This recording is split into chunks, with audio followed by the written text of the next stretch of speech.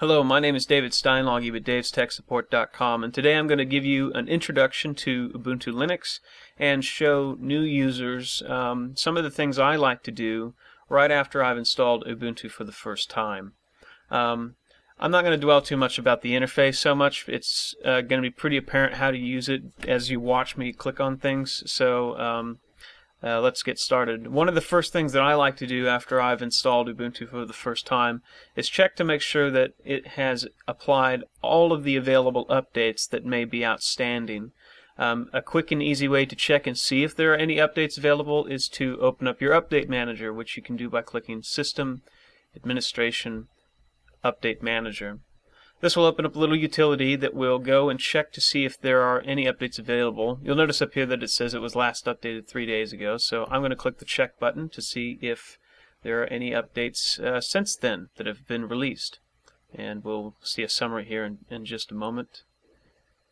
And it looks like nothing new has come out. If there were any updates available, I'd see them listed in the upper half of the window, and they'd already be checked off, ready to be installed. I could uncheck them optionally if I ever wanted to. Otherwise, I'd just click the install button that's grayed out over here. When I do that, it would ask me to enter in my administrator password. This is just a security precaution, not so much for updates, of course, but for third-party software that you can download from websites. It's just a precautionary measure to make sure people don't accidentally install software that they don't want installed on their computer. So that's the Update Manager. The next thing that you should check is to see if you have any proprietary drivers that can be enabled to take advantage of, for instance, 3D acceleration capabilities if you have a nice graphics card inside of your computer, and a number of other little peripherals that can be plugged into the system might have drivers that need to be enabled in order for you to take advantage of them and use them. You can check to see if there are any drivers available by clicking System, Administration, Additional Drivers, and in previous versions of Ubuntu this used to say Hardware Driver Manager or something similar to that, so it might be a little further down in the list alphabetically speaking. Under this you will see a list of available drivers if there are any available, and all you have to do to install them is highlight them, click the Enable button, and they will automatically download and install for you. And in some cases you may have to restart the computer in order for them to take effect. The next thing that you're probably wanting to do is customize the desktop so that the interface looks nice or is more suitable to your aesthetic tastes, or however you want to say it. One of the easiest things to do is change the desktop background, and we can start by just right-clicking on the desktop, which brings up this little menu here, and click Change Desktop Background. Ubuntu comes with a small inventory of default backgrounds to pick from, and you can pick any of these out of the list and they will fade right in, and you can just kind of get a sense and go for something that you like. Another thing that you can customize very easily is the theme. This is the layout of the window buttons as well as the overall appearance of Windows in general, as well as icon styles and what have you.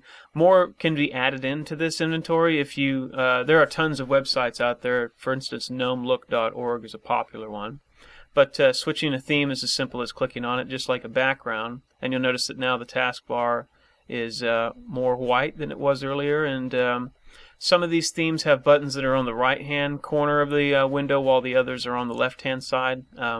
This kind of is more akin to what you see on a Macintosh interface right now. This is a recent change.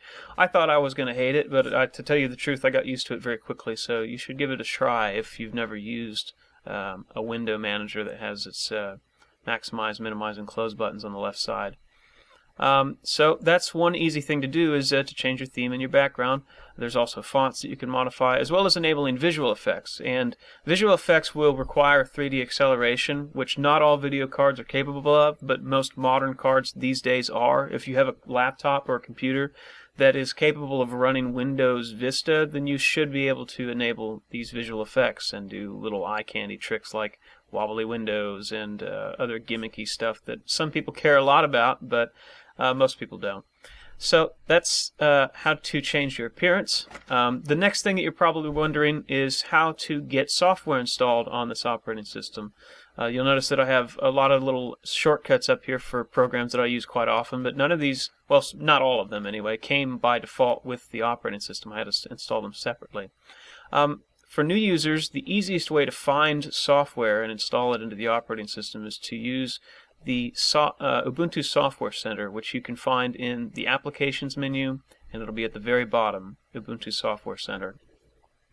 You can think of this as sort of the App Store on your cell phone, where you can kind of go into a little marketplace and search by category to find programs that you would like to install on your computer.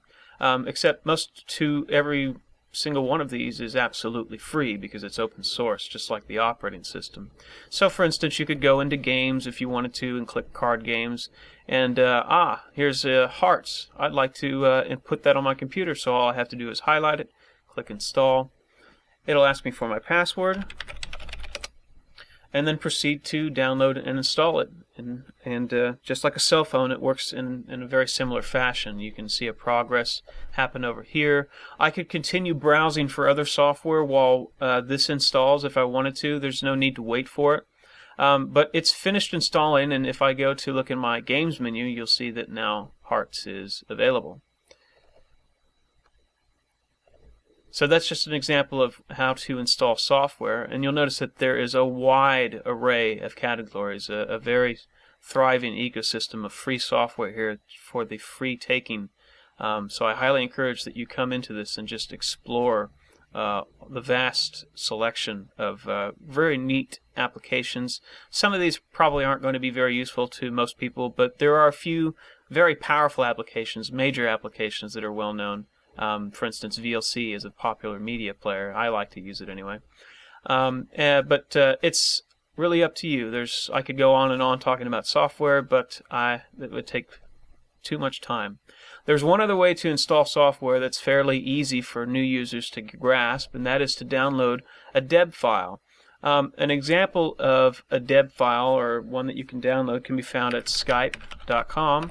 And Skype, for those of you who don't know, is an instant messaging program that a lot of people use to make phone calls from their computers internationally at quite a substantial discount over what you would pay normally through a cell phone or a landline.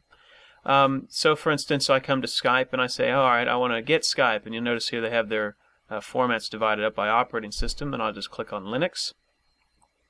And then from here we download, they just click the Download Now button, and then it asks us for what version of Linux we'd like to download, and in this case we're going to select Ubuntu. I'm running a 32-bit installation. You might be running a 64-bit. And then just save the file. I highly recommend you save deb files, not open right away.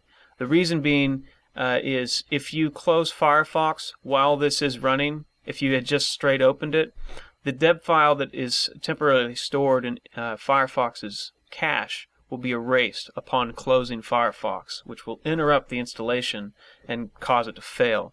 So it's easier to just save the file outright to, say, your desktop or your home folder, and then once it's downloaded, double-click on it. And this is similar to running a setup.exe file like you would in a Windows system. And you just follow the on-screen instructions. In this case, it opens up the Ubuntu Software Center by default now. And had I not already had it installed on here, this would say install, not reinstall. So that's how you install deb files. So that is a lot about Ubuntu in a very short amount of time. I can't go into too much else technical because it would bore everybody to death, but it's a great operating system. It's free. It's certainly not Windows or a Macintosh, but it will work for most people for basic web usage and a lot of general multimedia usage as well.